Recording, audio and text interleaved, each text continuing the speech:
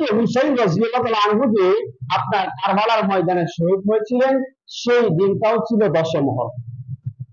এখন বলেন, আল্লাহ রাসূল কি দুনিয়া থেকে আগে মৃত্যুবরণ করছেন, না আল্লাহর রাসূলের নাতি হুসাইন মৃত্যুবরণ করছেন? এটা বাদ দিলাম, এটা হয়তো অনেকে জানেন না। আল্লাহ রাসূল দুনিয়ায় আগে আসছে নাকি হুসাইন দুনিয়ায় আগে আসছে? উত্তরটা আপনারাই দেন। বাবা দুনিয়ায় আগে আসে না নাতি দুনিয়ায় আগে আসে? নানা আগে আসে, তারপর হয়তো ছেলে আসে বা মেয়ে আসে, তারপর নাতি আসে।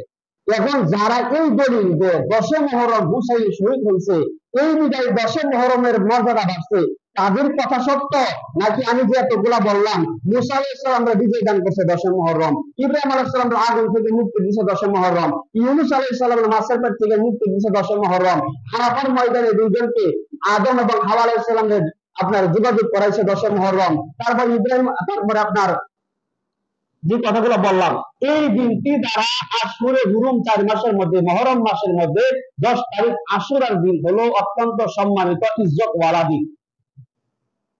এই দিনে যেহেতু হুসাইন রাদিয়াল্লাহু তাআলা আনহু যেহেতু শহীদ হয়েছেন, এই জন্য এই 10 মুহররমের উসিলা করে হুসাইন রাদিয়াল্লাহু তাআলার শাহাদাতের মর্যাদা আল্লাহ বাড়ায় দিয়েছে।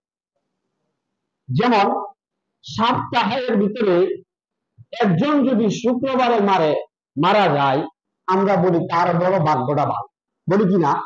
এর ভিতরে মাসের ভিতরে যদি কেউ রমজান মাসে মারা যায়, বলি তার ভাগ্যটা আরো ভালো। রমজান মাসের শুক্রবারে যদি নামাজে মারা যায়, বলি ভাগ্যটা আরো ভালো। কিন্তু যদি রমজান মাসের শুক্রবার রোজা অবস্থায় জুমার নামাজের সেজদা দিল, দেওয়া অবস্থায় আল্লাহর সাথে সুবহান রাব্বিয়াল আলা, আল্লাহ তুমি সবচেয়ে বড়, তোমার থেকে বড় আর কেউ নাই, এই কথা বলতেছে, আল্লাহ তাআলার কুদরতে পায়ে সেজদা দেয়া, এই অবস্থায় মৃত্যুবরণ হয়েছে। দুনিয়ার সব মৃত্যু একদিকে, এই মৃত্যুটা একদিকে, হাজার জনের মৃত্যু এক পাল্লায় উঠাবেন, কিন্তু যে শুক্রবার রোজা অবস্থায় জুমার নামাজের সেজদায় সুবহান রাব্বিয়াল আলা বইলা যে আল্লাহর কুদরতে পায়ে সেজদা দিতেছে, আল্লাহর প্রশংসা করতেছে, গুণ কীর্তন বলতেছে, সকল কিছু গাবার পরে 1000 জনের মৃত্যু যদি এক পাল্লায় উঠান, এবং এই বান্দার যদি খুশনসিবওয়ালা বান্দার যদি মরণ এক পাল্লায় উঠান, তার মরণটাই সবচেয়ে দামি। যেহেতু আশুরার দিন হুসাইন রাদিয়াল্লাহু তাআলা আনহু শাহাদাত হয়েছে, এই দিনের উসিলা করে হুসাইনের শাহাদাতের মর্যাদা আল্লাহ বাড়ায় দিয়েছে।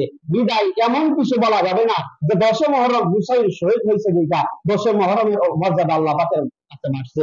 বিদায় 10 মুহররমের মর্যাদা আদম থেকে ছিল, 10 মুহররমের মর্যাদা ইব্রাহিম আলাইহিস সালাম থেকে ছিল, 10 মুহররমের মর্যাদা মুসা আলাইহিস সালাম থেকে ছিল, 10 মুহররমের মর্যাদা ঈসা আলাইহিস সালাম থেকে ছিল, 10 মুহররমের মর্যাদা ইউসুফ আলাইহিস সালামকে তার বাকি 11 ভাই যখন কূপের ভিতরে ফেলাইছিল, কূপ থেকে উঠানোর পরে তাকে যখন আপনার মুসাফিররা যখন সেখান থেকে উঠায় নিয়ে গেছিল, সেই দিনটাও ছিল মুহররমের 10 তারিখ।